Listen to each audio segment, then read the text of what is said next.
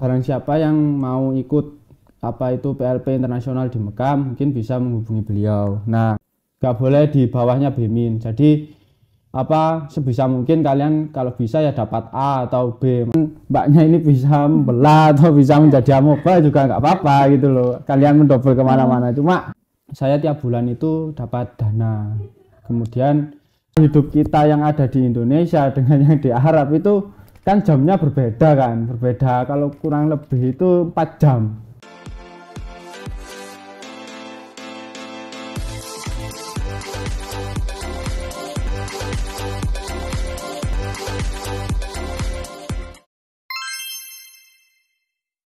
Assalamualaikum warahmatullahi wabarakatuh. Halo sobat semuanya, welcome back to another video of BTalk, Biologi Talk. Nah, seneng banget nih akhirnya kita bisa ketemu lagi di video podcast BTalk.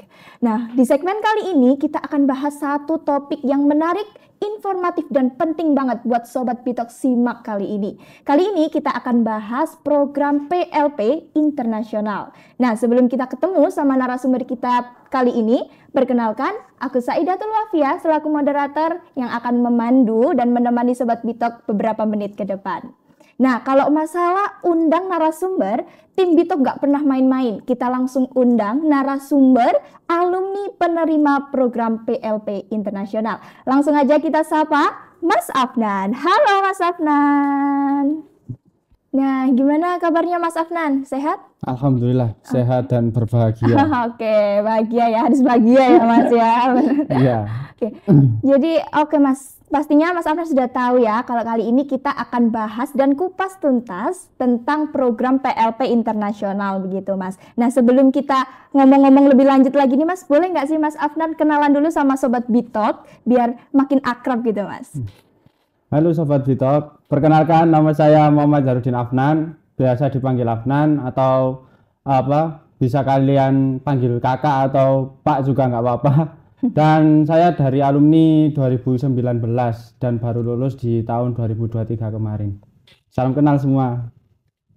Oke, jadi Mas Afnan ini angkatan 2019, benar ya Mas? Nah, sekarang sudah lulus, sekarang kesibukannya apa nih Mas?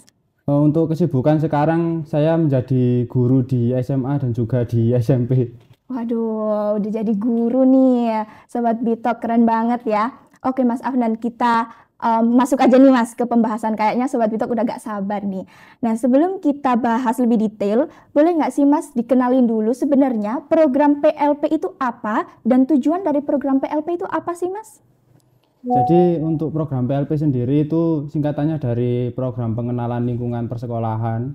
Nah, di sini itu mahasiswa itu biasanya dituntut untuk belajar tentang bagaimana sih kondisi di sekolahan itu, bagaimana memanajemen di sekolah itu, atau bagaimana kita terjun langsung ke sekolah itu untuk belajar bagaimana cara menjadi guru yang baik. Jadi adanya PLP ini itu juga sangat membantu terutama bagi mahasiswa-mahasiswa yang menekuni bidang di pendidikan itu juga bisa belajar dari sana. Entah itu kalian bisa belajar bagaimana cara mengajar murid dengan benar, kemudian bagaimana cara berkomunikasi dengan guru, kemudian bagaimana cara kalian mengimplementasikan rancangan RPP, modul dan lain sebagainya yang waktu kalian di semester sebelumnya itu dibuat, kemudian bisa untuk pengimplementasiannya itu di program PLP-nya tersebut. Jadi bukan hanya untuk mengenal saja, jadi untuk latihan juga, latihan untuk menjadi guru yang baik, jadi pendidik yang baik gitu. Oke, jadi semacam implementasi dari materi yang kita pelajari gitu ya Mas. Nah, ini cocok banget nih sama mahasiswa-mahasiswa jurusan pendidikan gitu ya Mas ya. Oke, kalau yang sesuai yang dirasakan sama Mas Afnan sendiri, bagaimana sih program PLP internasional ini bisa mendukung pengembangan akademis dan profesionalitas penerimanya? Kalau untuk perkembangannya juga memang benar-benar kita itu belajar di tempat baru kan ya, belajar di tempat baru, kemudian kebetulan saya itu mendapat kesempatan untuk mengikuti program PLP itu di Sekolah Indonesia Jeddah, di mana Sekolah Indonesia Jeddah ini berada di Saudi Arabia. Jadi saya berangkat ke sana juga membutuhkan adaptasi. Selain untuk adaptasi fisik, itu juga ada adaptasi kayak apa itu pola kebiasaan yang memang berbeda dari Indonesia begitu. Benar. Dan untungnya memang di program PLP kemarin itu saya itu mengajarnya itu bukan orang Arabnya begitu loh. Jadi orang Indonesia yang tinggal di Arab Saudi. Nah, dari KJRI itu memang membuat sebuah wadah dan Adikbud membawa wadah gimana pendidikan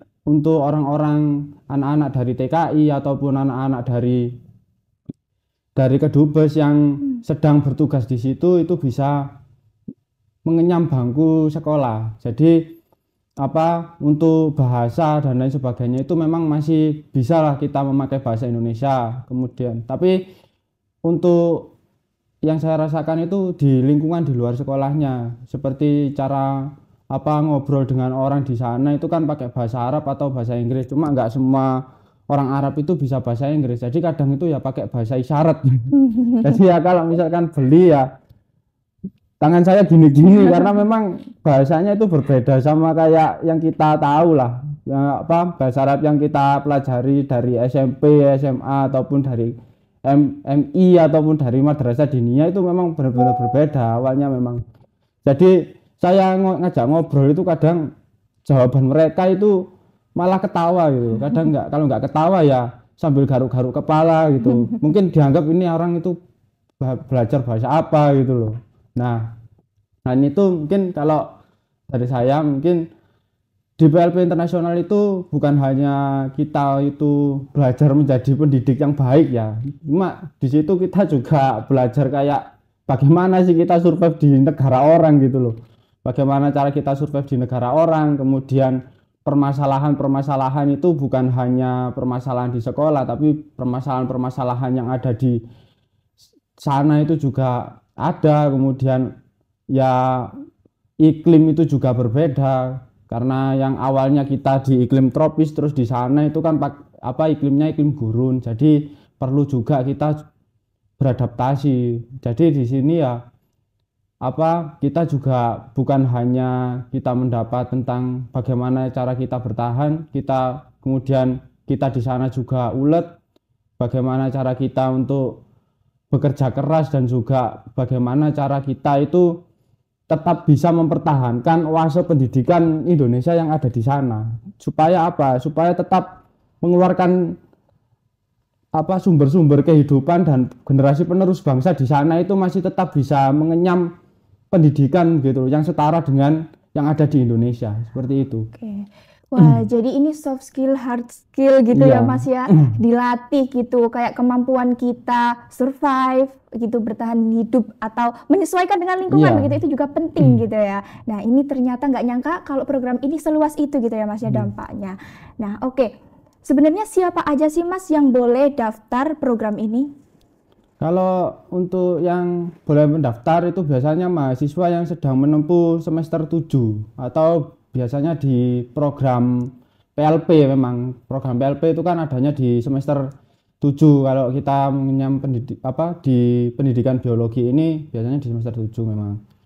Nah, dan untuk mungkin untuk ini aja untuk pengumuman bagi kalian atau info, sebenarnya untuk program PLP di Arab Saudi itu ada salah satu aturan yang memang tidak memperbolehkan ini mahasiswi perempuan yang masih belum punya mahram itu berangkat ke sana, karena nanti di visanya itu kalian itu harus menyertakan mahram kecuali laki-laki ya, karena di sana memang agak ketat terutama bagi mahasiswi perempuan atau perempuan-perempuan di sana memang agak ketat, karena ya juga bisa membahayakan di sana kalau misalkan kita berangkat sendirian, terutama bagi perempuan. Jadi yang bisa berangkat ke sana itu biasanya mahasiswa laki-laki di tahun saya. Kemudian ya sama untuk persyaratan sih sama kayak PLP, mungkin di mata kuliah micro teaching itu kalau bisa ya paling mentok nilainya ya B-. nggak boleh di bawahnya BEMIN. Jadi apa sebisa mungkin kalian kalau bisa ya dapat A atau B. Masa kalian calon guru waktu ngajar di sana pelongo kan ya malah ngelawak lah di sana gitu loh. Oke, begitu. Jadi ini kayaknya harus dicatat gitu ya Mas Iya. ya sama Sobat Bitok, kayak apa aja yang udah di spill gitu sama Mas Afnan. Nah, ini kan ada istilah internasional gitu ya Mas Iya. ya, program internasional. Nah, apakah ada batasan negara atau wilayah tertentu untuk kita bisa ikut program beasiswa atau program ini gitu Mas? Kalau untuk negara mungkin yang saya tahu ya Indonesia, karena kebetulan program PLP ini itu yang mengadakan itu dari KUI, jadi kerjasamanya kantor urusan internasionalnya UNESA atau yang biasa kalian tahu itu loh apa OIA, Official International Affair-nya UNESA itu bekerja sama dengan KJRI Jeddah. Jadi dari KJRI Jeddah dengan KUI itu mengadakan PLP internasional itu. Jadi untuk batasan negara mungkin ya setahu saya memang masih di Indonesia, karena memang itu program kerjasamanya antara UNESA dengan pihak KJRI gitu. Atau Konsulat Jenderal Republik Indonesia yang ada di Jeddah. Gitu. Baik. Nah, untuk kita mulai mengerucut nih Kak, kriteria utama apa sih yang digunakan dalam seleksi penerimaan beasiswa atau program ini? Kalau untuk kriteria biasanya yang ditanyakan itu ya TOEFL atau TEP itu kalau nggak salah 450, kemudian portofolio atau CV, kurikulum vitae-nya kalian, kemudian transkrip nilainya kalian, itu biasanya untuk persyaratannya. Kemudian kalau itu untuk persyaratan seleksinya. Kalau untuk persyaratan yang sudah keterima ya mungkin biasanya itu ya visa, paspor dan berkas-berkas pengantar untuk apa itu untuk mengurus visa itu dan juga paspor, karena ada surat rekomendasi, kemudian ada surat sponsor, kemudian asuransi dan lain sebagainya gitu. Cuma untuk seleksi biasanya yang diminta di tahun saya itu CV, kemudian ada transkrip nilai dan juga bukti kelulusan TEP itu tadi. Nah itu tadi udah di-spill nih banyak banget sama Mas Afnan. Nah kalau ini tadi kan semester 7 ya Mas Afnan waktu mengikuti program ini. Kalau spesifiknya ada batasan usia nggak sih Mas kalau kita mau ikut program ini? Kalau batasan usia nggak ada, selama kalian menempuh di semester 7 dan memprogram PLP, jadi kalian bisa ikut. Gitu. Informasi menarik nih ya Sobat Bitok. Nah ini kayaknya paling ditunggu-tunggu sama Sobat Bitok pertanyaan ini. Gimana secara rinci proses pendaftaran program PLP internasional ini? Jadi untuk pendaftaran itu dari awal itu ada pengumuman Kak, waktu itu Kak. Jadi waktu pengumuman itu di grup sekolah di grup kelas internasional itu Bu Nur Komariah itu mengirim broadcast untuk barang siapa yang mau ikut itu PLP internasional di Mekah mungkin bisa menghubungi beliau. Nah waktu itu saya penasaran begitu ya, penasaran, saya ikut, saya nyoba menemui beliau. Kemudian beliau bilang kalau misalkan yang lolos itu nanti hanya 1 anak gitu, hanya 1 anak, karena memang biayanya yang juga mahal untuk penerbangan, visa dan lain sebagainya. Cuma itu ditanggung semuanya di fakultas sama jurusan. Cuma kita itu cuma mengeluarkan 3 juta itu untuk paspor, visa sama imunisasi. Jadi di sana ada persyaratan untuk imunisasi. Nah kemudian saya juga sadar diri lah, kadang itu juga merasa sadar diri mungkin ya bukan rezeki saya lah. Cuma saya ya keterima atau nggak keterima mungkin ya nanti yang penting saya nyoba dulu. Kemudian saya konfirmasi ke beliau. Nah kemudian waktu itu bersamaan sama pendaftarannya sekolah Singapura itu loh, Singapore Intercultural School kalau nggak salah, SIS itu. Nah kemudian saya juga ikut karena ya penasaran lah sekolah internasional itu kayak apa, ikut. Nah kalau nggak salah itu saya lupa tanggalnya ya, itu tanggal berapanya lupa, cuma kebetulan itu habis sholat Jumat. Nah habis sholat Jumat itu Bu Nur itu itu ada pengumuman di sana, pengumuman bagi yang mau ikut apa itu pendaftaran untuk Mekah itu bisa menemui beliau itu di habis Jumatan gitu. Cuma posisinya saya itu sudah pulang ke Jombang lah, kan anak rantau kan. Nah, pada saat itu apa tiba-tiba itu ibunya itu ngecat saya ditanyain, Afnan masih berminat untuk ikut program PLP yang ada di Mekah. Kemudian saya juga tanya, kalau berminatnya saya masih berminat Bu, saya masih pengen ikut rangkaian seleksinya seperti apa gitu. Kemudian Bu Nurkom itu langsung bilang gini, ya kalau begitu berarti langsung aja siapkan CV, kemudian paspor, belum sih, CV, kemudian ini transkrip sama PEP itu saya kirim. Kemudian beliau tanya, ya udah nanti Afnan ini langsung mengurus, kemudian apa coba tanyakan ke orang tua kalau misalkan Afnan ini memang jadi berangkat, nanti kami langsung menguruskan gitu. Saya kaget ya gitu. Akhirnya ya apa, saya ke orang tua saya kan, Pak Bu, ini ada pengumuman bahwasannya apa saya mau berangkat ke Mekah. Cuma pada saat itu tuh juga barengan sama kelulusan saya di SIS. Akhirnya sama orang tua, ya udah pilih saja semampumu itu yang mana. Akhirnya saya coba ya bismillah lah, saya milih yang ke Mekah gitu. Dan akhirnya ya kayak nggak percaya gitu loh, apa saya belum pernah memang ya kepikiran buat untuk ke Mekah dan lain sebagainya, tapi kok tiba-tiba itu ada angin besar gitu loh yang nyamber ke saya untuk berangkat ke Mekah, ya kayak nggak nyangka lah.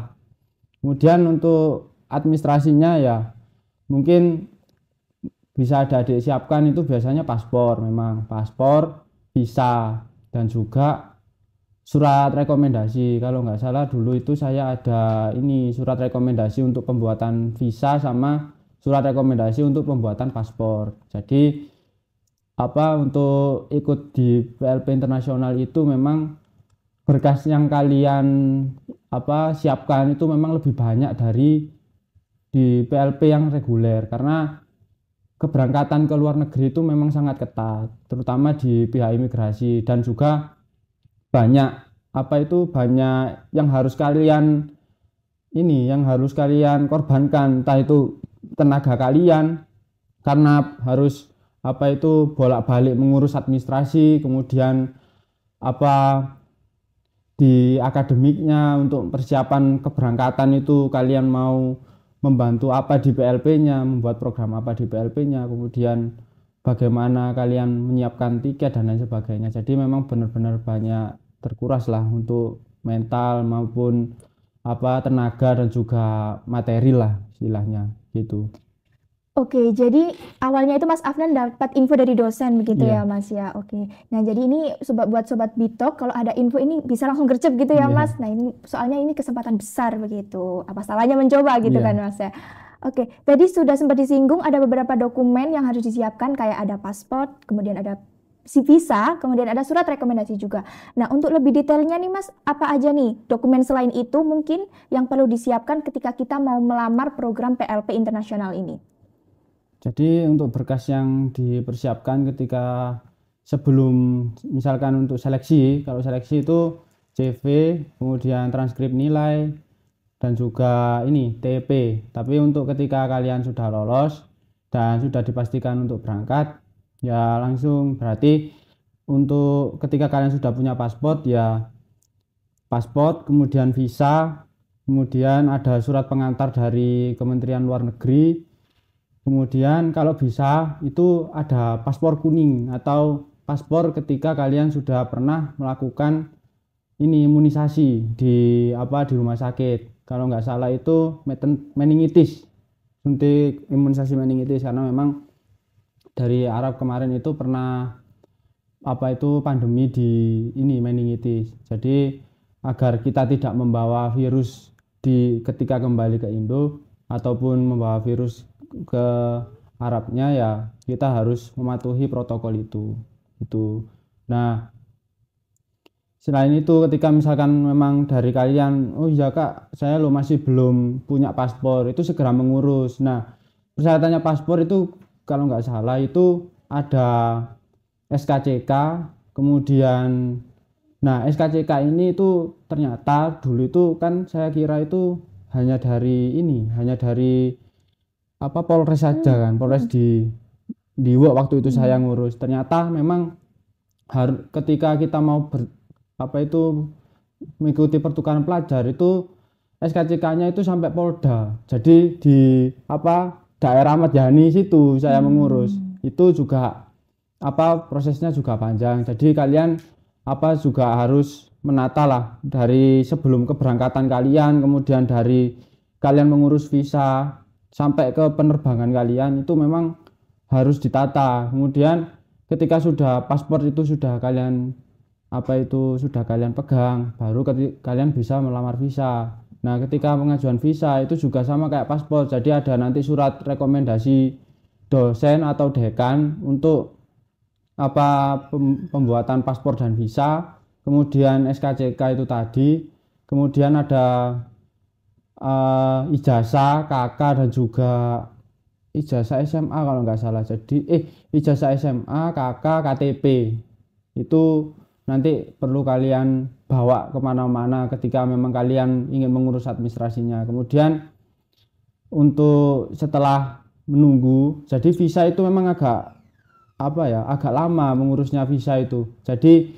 kalian harus benar-benar ketika ada info visa itu segera diurus, karena kemarin itu memang saya itu kan awalnya kan 4 bulan ke sana. Cuma memang karena kita itu masih baru kan, itu program baru PLP internasional yang ke Arab itu, karena pasca pandemi itu sudah ada program internasional, cuma kan online gitu. Lah ini kan mau berangkat itu memang masih bingung gitu loh, apalagi kita kan masih awam. Itu memang agak kesusahan, bingung ngurus visanya itu seperti apa gitu loh. Nah akhirnya visanya itu sampai mangkrak, itu bukan mangkrak sih, kayak nggak ngurusnya itu masih bingung, itu sampai 2 bulanan gitu loh. Sampai pada waktu itu memang saya hampir nyerah juga. Dan kemudian sama Bu Nurkom pada waktu itu bilang, Afnan ini kalau misalkan nggak jadi, Afnan ikut yang reguler aja ya gitu, karena memang ya saking susahnya untuk mengurus visa itu loh. Kak, jadi tapi pada waktu itu pihak KJRI-nya itu menghubungi saya, Pak Afnan kenapa kok nggak jadi berangkat, saya kehalang visa. Kemudian diperkenalkanlah saya sama kalau nggak salah itu mantan KJRI sana, itu dibantu ngurus visanya. Jadi dibantulah sampai akhirnya Hamin 2 bulan sebelum PLP itu selesai. Jadi posisinya itu teman-teman saya itu sudah mau selesai semua, sudah menyiapkan LP laporan akhir dan lain sebagainya. Saya baru berangkat gitu. Dan alhamdulillahnya saya jadi berangkat, dan kemudian sampai saat ini itu akhirnya saya tahu, oh iya ngurus visa itu memang agak lama dan harus benar-benar tahu mana pihak yang bisa menyediakan visa. Jadi ya alhamdulillahnya banyak belajar dari situlah saya untuk administrasi, terutama tentang visa begitu. Oke, wah ini kayaknya videonya bisa di pause gitu ya sama Sobat Bitalk buat dicatat-catat gitu. Ternyata banyak banget ya Mas ya yang harus disiapin gitu dokumen-dokumennya. Tapi itu sebagian dari proses gitu ya Mas ya, karena dari situ juga Mas Afnan belajar tentang administrasi dan lain sebagainya gitu. Nah ini Sobat Bitalk pada kepo nih Mas, apakah program ini kan programnya juga menunjang secara finansial gitu ya Mas ya. Nah ini cakupannya apa aja nih Mas? Mencakup semua biaya pendidikan kah atau hanya sebagian gitu? Ya, kalau untuk cakupan biayanya yang dari pendanaan itu kemarin saya dapat, ya alhamdulillah dapat support itu dari jurusan sama dari fakultas, itu untuk tiket penerbangan. Jadi penerbangan pulang dan juga penerbangan ketika saya sudah selesai PLP. Nah, untuk di Arabnya, untuk kehidupan di Arabnya itu alhamdulillahnya itu dapat support dana dari sekolah. Jadi saya tiap bulan itu dapat dana. Kemudian juga makan siang dan asrama itu kebetulan saya juga disokong dari sana. Oke, jadi ini mencakup biaya pendidikan, Iya. akademik juga biaya hidup Biaya begitu hidup ya di Mas Yodi? sana. Oke, jadi biaya hidupnya juga sudah ditanggung nih Sobat Pitok, nggak perlu khawatir lagi. Nah, untuk durasinya Mas, berapa lama nih selama Mas menjalankan program ini? Kalau untuk durasinya itu saya itu kurang lebih 2 bulan di Arab Saudinya. Oke, 2 bulan ya teman-teman. Oke, sekarang Mas Afnan ini sudah lulus S1 dan Iya. lanjut S2 begitu Iya. ya Mas. Nah, kalau program PLP Internasional ini itu hanya menaungi atau memfasilitasi orang-orang di dalam program sarjana saja, atau yang ada di program magister atau doktoral juga ada Mas? Ya, jadi untuk program ini yang setahu saya itu memang masih diimplementasikan di S1 saja, di sarjana. Untuk yang pasca sarjana masih kurang tahu gitu. Oke, jadi ini buat Sobat Bitalk yang sedang dalam masa studi sarjana begitu ya Mas. Ini cocok banget ya programnya buat kita coba-coba gitu. Nah, kalau ini kan sistemnya kayak magang gitu ya Masnya. Tapi apakah ada nih, kalau kita udah keterima gitu di program ini, apakah masih ada kesempatan kita untuk ikut magang di lain tempat begitu Mas? Ya, untuk magang di lain tempat ini maksudnya seperti apa ya? Maksudnya barangkali ada Sobat Pitok yang udah keterima nih di sini, Ya. tapi aku masih pengen nih ikut program magang lagi di Surabaya misalnya, kayak begitu. Masih ada kesempatan atau terikat hanya harus di situ aja gitu Mas? Ya kan, karena ini kan programnya itu kan di luar negeri ya, terutama. Kemudian di sana kan kita juga punya tupoksi lah. Masa ya kalau misalkan mbaknya ini bisa membelah atau bisa menjadi amoeba juga nggak apa-apa gitu loh. Kalian mendobel kemana-mana. Cuma saya sarankan itu fokus ke salah satu saja. Misalkan sudah keterima di sekolah internasional, baik itu di SIS, di Cikal ataupun di Saudi seperti saya, memang ya harus totalitas di sana saja, di satu tempat saja. Karena magang di 2 tempat itu kalau bisa membelah diri nggak apa-apa, kalau bisa membelah diri gitu. Karena ya kita juga manusia dan punya kapasitas ya, kadang juga ngerasa capek. Jadi kalau bisa ya kita fokus di salah satu saja, karena kita kan nggak bisa langsung fokus kita ini terbagi menjadi 2, yang ada malah kita kehilangan keduanya lah istilahnya ya. Kalau ibarat kata gitu.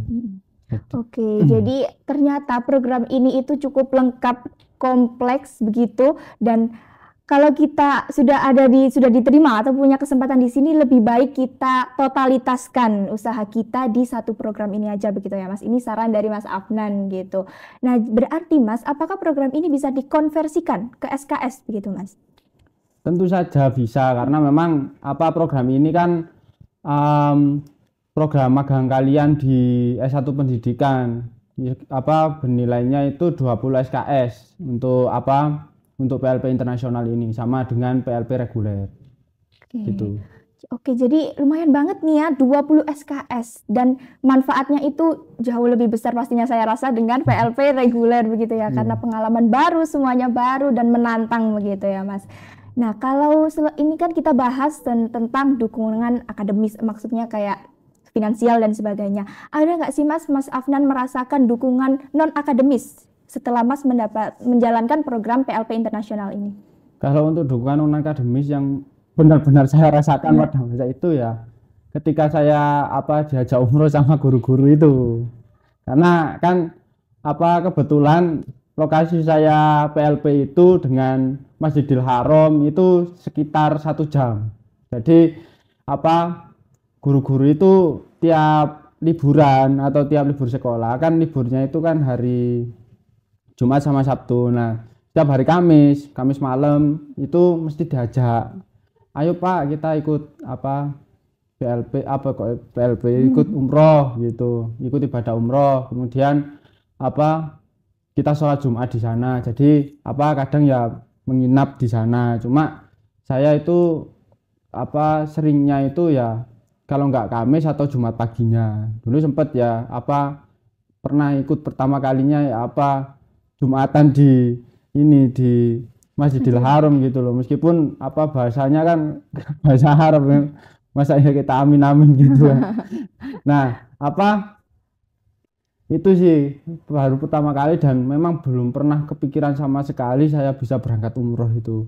Dan apa programnya itu bukan hanya menunjang di apa ya di akademi saya, namun di spiritual saya itu juga menunjang begitu loh. Kemudian di sana juga saya belajar banyak tentang ya lika-liku hidup di Arab itu seperti apa, kemudian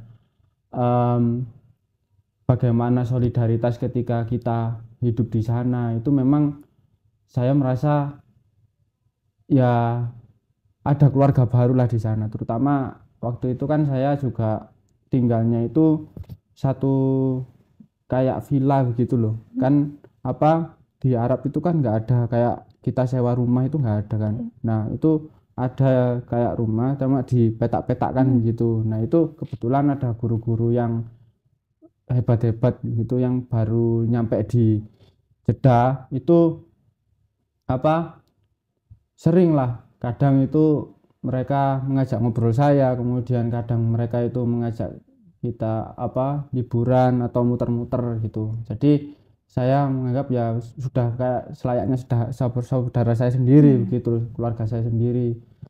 Nah pada suatu momen itu memang ya agak berat lah waktu mau pulang itu ya ngerasa kayak kok sudah waktunya pulang ya, karena itu kemudian apa dari guru-guru ini ternyata saya itu diajak ke Madinah pada saat itu. Karena dulu sempat ditanyain kan, kamu pengen ke Madinah tahu?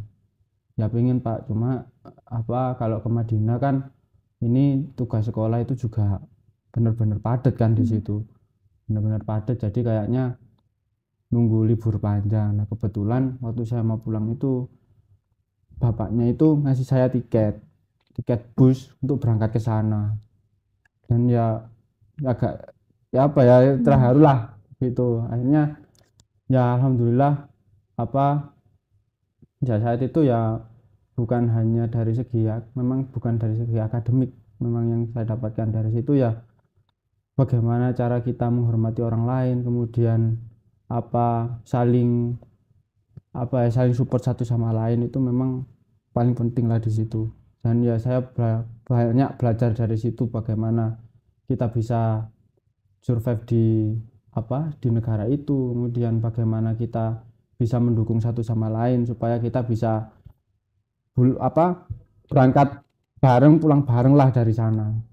Jadi tidak ada yang bermasalah di dokumen atau lain sebagainya begitu. Jadi kita memang benar-benar bisa pulang. Saya sampai merinding ya Sobat Bitok, ternyata banyak banget yang bisa dipelajari, banyak banget yang dialami oleh Mas Afnan begitu. Dan ini kekeluargaan juga ya Mas ya, kita bisa nambah relasi dan gak main-main nih relasinya Mas Afnan sampai ke Arab Saudi gitu Sobat Bitok, keren banget ya. Oke. Jadi Mas, kalau kita sudah menyelesaikan program ini gitu, apakah ada kewajiban tertentu kayak outputnya begitu? Apa yang harus kita hasilkan setelah kita menjalankan program PLP internasional ini? Kalau outputnya kemarin itu ya ini berupa laporan akhir, tentang PLP, kemudian publikasi berita dan lain sebagainya gitu. Dan juga kebetulan dulu waktu PLP itu saya juga turut andil untuk ini loh Mbak, bikin kayak buku panduan siswa lah yang ada di Sekolah Indonesia Jeddah itu. Kemudian juga ikut implementasi program P5 yang pertama kali yang ada di Sekolah Indonesia Jeddah itu. Jadi bisa saya ketika saya sebelum pulang itu sudah bisa berkontribusi banyak untuk sekolah yang saya tempati untuk PLP itu. Jadi bukan hanya sekedar meninggalkan apa itu nilai saja menurut saya, karena di PLP ini saya juga dapat skill baru, kemudian relasi baru, dan juga ilmu-ilmu baru yang saya dapatkan ketika saya PLP itu. Oke. Wah, keren banget ya Sobat Bitalk ya. Kalau sesuai pengalaman Mas Afnan sendiri, Mas selaku alumni program PLP internasional ini, dampak untuk karir Mas Afnan gimana Mas? Kalau untuk dampak itu ya alhamdulillahnya ketika saya selesai studi saya di S1 itu, kalau nggak salah waktu menunggu wisuda itu alhamdulillah saya keterima di sekolah lah, diterima di sekolah, dan sampai sekarang akhirnya saya bisa berkesempatan untuk mengabdi di 3 sekolah pada saat ini, dan memang itu saya dapatkan dari pengalaman saya ketika sewaktu saya PLP di sana. Dan untuk tugas dan lain sebagainya memang saya berlatih di sana sehingga bisa saya implementasikan untuk menunjang karir saya ke depannya begitu. Oke, wah ini 3 sekolah ya Mas ya? Iya. SMA atau SMP Mas? Dua-duanya. Dua-duanya SMA dan SMP. Wah, ya ini Pak memang karena keren banget pastinya menunjang karir kita gitu ya Masnya, karena tadi sudah disinggung juga kayak implementasi dari materi-materi yang kita dapat di perkuliahan begitu. Nah, dari pengalaman Mas tahun lalu, apakah ada sesi atau program orientasi khusus untuk mahasiswa, untuk penerima beasiswa tersebut Mas? Orientasi seperti apa? Ya kayak penyambutan begitu. Iya. Untuk orientasi kayaknya enggak sih Mbak. Soalnya kemarin itu waktu saya datang di Arab itu ya langsung membantu di sekolahnya begitu. Jadi apa ya mungkin orientasinya ya orientasi dari alam itu, karena 2 hari atau 3 hari itu saya batuk-batuk kemudian ya demam dan lain sebagainya karena kondisi iklim begitu yang kurang stabil. Oh ya sama ini Pak mungkin efek jet lag itu loh. Efek jet lag. Jadi pola hidup kita yang ada di Indonesia dengan yang di Arab itu kan jamnya berbeda. Kalau kurang lebih itu 4 jam. Jadi di sini itu jam 12, di sana itu masih jam 8 pagi. Nah, yang saya alami itu pola makan itu kan kalau misalkan di sini jam 7 itu kan sudah lapar kan. Nah, di sana itu ternyata itu jam 3 pagi begitu loh. Masih orang-orang itu masih tidur, itu saya merasa lapar. Kemudian dari segi badan ini kan masih belum normal. Kemudian ini pola tidur itu kan kalau misalkan saya tidurnya itu jam 10 malam di sini, di sana itu kan masih jam 4 sore. Jadi sudah merasa ngantuk gitu loh. Gitu.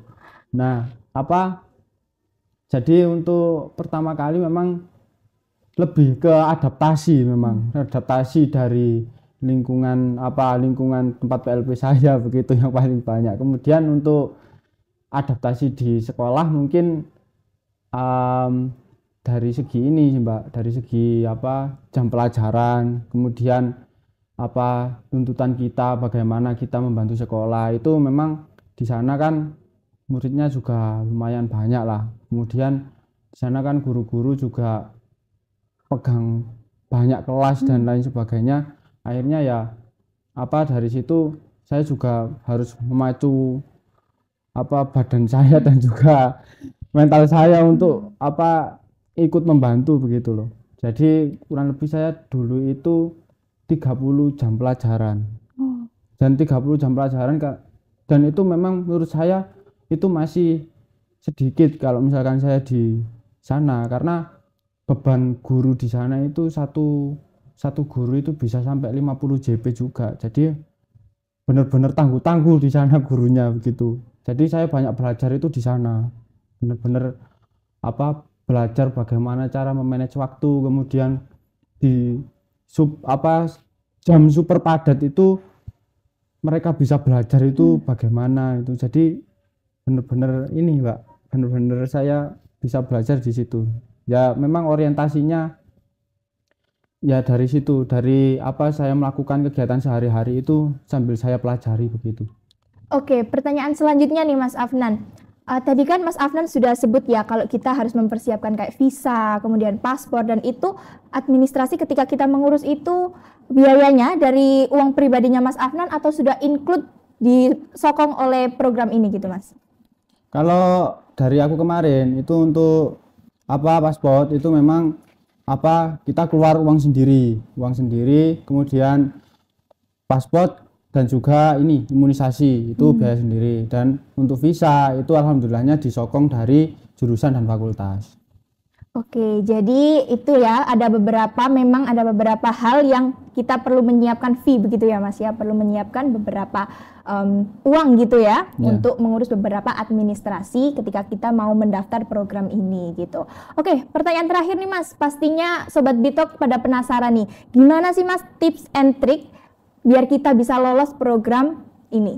Ya, untuk tips and triknya sih kalau dari saya ya itu ya perbaiki kayak portofolio, ikut kegiatan yang memang bisa membuat potensi diri kalian itu berkembang. Entah kalian ikut kepanitiaan di apa organisasi mahasiswa atau ikut-ikut lomba atau ikut-ikut kegiatan-kegiatan yang lain yang memang awal itu yang dihitung kan memang dari IPK-nya ya. Tapi lebih baik ketika IP kamu itu bisa bagus dan juga portofoliomu itu juga bagus. Jadi itu bisa jadi nilai plus gitu. Kalau misalkan ingin ikut PLP internasional, karena yang di syarat untuk mengikuti program ini itu kalau bisa dari segi bahasa Inggrisnya itu juga bagus, kemudian dari perkuliahan juga bagus, dan dari soft skill-nya itu juga bagus begitu. Entah itu panitia atau lomba-lomba yang lain atau pertukaran pelajar gitu. Jadi sebenarnya kalian itu udah dikasih banyak wadah untuk kalian itu mengembangkan potensi diri kalian. Tinggal kalian itu saja pengennya itu ikut yang seperti apa, kemudian pengennya yang kayak apa, tinggal memilih begitu. Ya jangan sampai lah ketika kalian jadi mahasiswa itu hanya kuliah pulang. Kalau bisa ya kalau misalkan tidak mengikuti organisasi ya ini kembangkan di lomba atau di prestasi. Mungkin untuk prestasi kan sudah dijelaskan sama yang kemarin kan, sama siapa itu Aziz. Jadi kalau bisa meskipun kalian itu kuliah pulang, tapi ada satu hal yang bisa kalian kembangkan gitu loh. Karena ya eman-eman lah, masa kalian kuliah 4 tahun hanya kuliah pulang. Kenapa enggak coba nyari pengalaman-pengalaman yang lebih banyak lagi. Selain untuk mendaftar PLP internasional ini kan juga nantinya itu ketika kalian di lingkungan pekerjaan itu juga sangat bermanfaat kan. Oke. Yang saya tangkap ini berarti kita harus aktif di berbagai lomba misalnya kayak gitu ya untuk memperbaiki CV kita. Karena memang yang saya pahami ini program PLP ini nggak ada kayak semacam tes khusus atau gimana gitu ya Mas. Jadi benar-benar lihat CV dan rekam jejak kita gitu selama kita menjadi mahasiswa. Oke.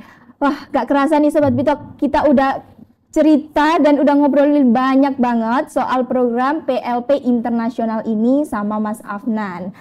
Nah, untuk penutup nih Mas, biar Sobat Bitalk makin termotivasi, mungkin Mas Afnan bisa kasih motivasi atau closing statement buat Sobat Bitalk. Jadi mungkin pesan dari saya untuk adik-adik mahasiswa, kan kalian di perkuliahan ini kan ada 4 tahun lah. Kalau bisa buat 4 tahun kalian ini dengan kegiatan-kegiatan yang bisa mengembangkan potensi diri kalian, yang mana nantinya bisa bermanfaat ketika kalian itu lulus. Itu sudah tidak bingung kan. Banyak lah saya mendengar itu mahasiswa ketika lulus itu aku iso opo. Padahal ketika kalian berkuliah itu ada banyak sekali wadah untuk mengembangkan diri kalian. Dan bagaimana kalian ingin mengembangkan diri kalian itu ya ikut-ikut lomba, ikut-ikut kegiatan. Kan kegiatan juga banyak di lingkungan perkuliahan. Jadi bukan hanya kita masuk berkuliah kemudian pulang itu janganlah. Kalau bisa lebih baik lagi, entah itu sambil kalian mengikuti PKM atau mengikuti PMW atau mengikuti pertukaran pelajar atau mengikuti kegiatan-kegiatan yang lain yang sekiranya memang kalian butuhkan ketika kalian akan lulus nanti. Jadi ketika kalian sudah lulus itu kalian sudah tidak bingung lagi karena kalian sudah percaya bahwasanya waktu saya berkuliah saya sudah memahami diri kalian dan diri saya begitu. Karena banyak dari teman-teman ini itu mengikuti kegiatan itu takut gagal, Kak. Nah, dari takut gagal itu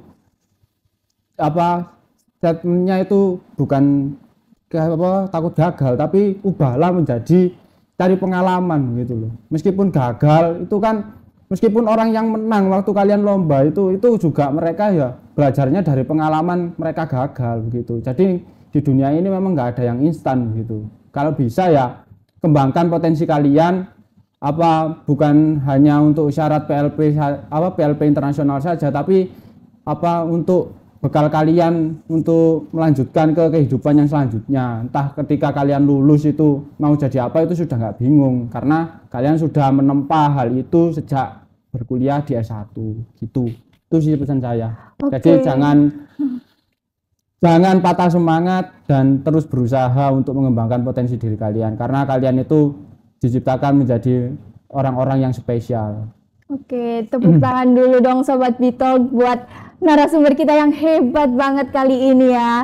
Mas Saflan, terima kasih sudah menyempatkan hadir, sudah mau sharing, berbagi ilmu, berbagi pengalaman yang luar biasa banget buat Sobat Bitalk. Nah, buat Sobat Bitalk yang sudah nonton podcast ini dari awal sampai akhir, terima kasih banyak. Jangan lupa juga tetap pantengin Instagram kita, ada TikTok juga, Mas, di @hmp.penbiologinanasmerah. Nah, buat kalian yang belum subscribe channel ini, buruan subscribe sekarang juga. Jangan lupa like, komen, dan share video ini juga sebanyak-banyaknya. Nyalain juga tombol loncengnya, biar kalian gak ketinggalan kalau misalkan kita upload video-video baru. Karena kami gak sabar buat ketemu kalian lagi. So, Sobat Bitalk, thanks for watching and see you in the next Bitalk. Bye!